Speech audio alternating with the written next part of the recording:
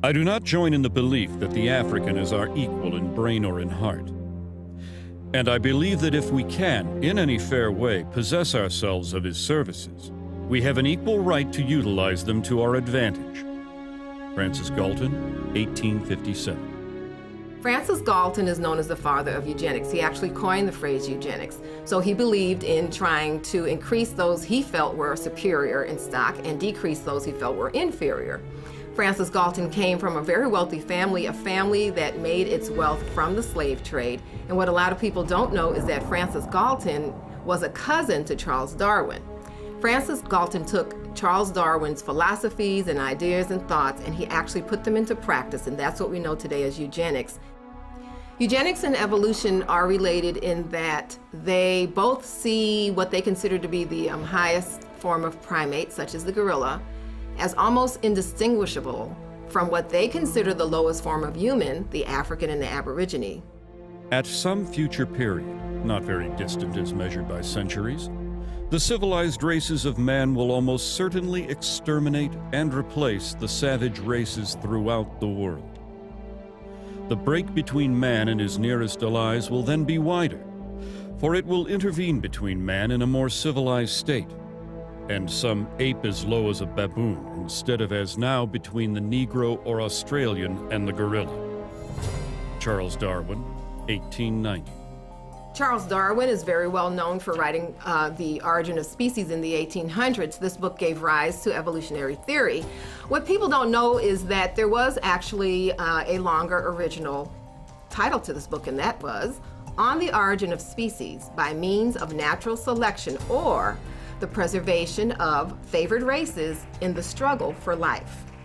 Now, copies and editions that they made afterwards eliminated that phrase about the favored races. Evidently, they understood then that it was politically incorrect.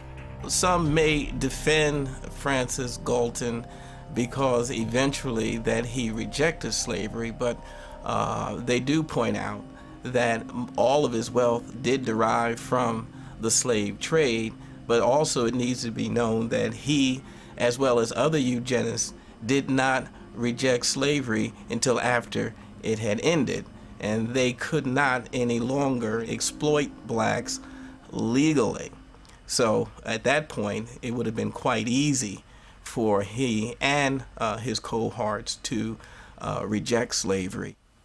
I think this is a point that we all have to really realize, that the eugenics movement was not invented by the everyday average white American, but by a select group of wealthy white elitists that had often used this ideology to pit all of white America against black America.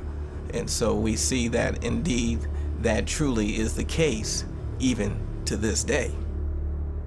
Average Negroes possess too little intellect, self-reliance, and self-control to make it possible for them to sustain the burden of any respectable form of civilization without a large measure of external guidance and support. Francis Galton, 1873.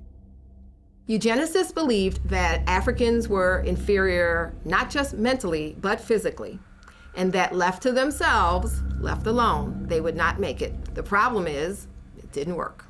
With that failure, the eugenicists moved on to what is known as positive eugenics. In positive eugenics, the eugenicists wanted the white population to reproduce, to have so many children that it overwhelmed the black population. But that didn't work either. Next, they moved on to what they called negative eugenics. They knew that they could not round up all the blacks in the nation and execute them, so they decided to create an environment where they would convince the blacks to severely limit the number of children they were going to have, and thereby commit race suicide.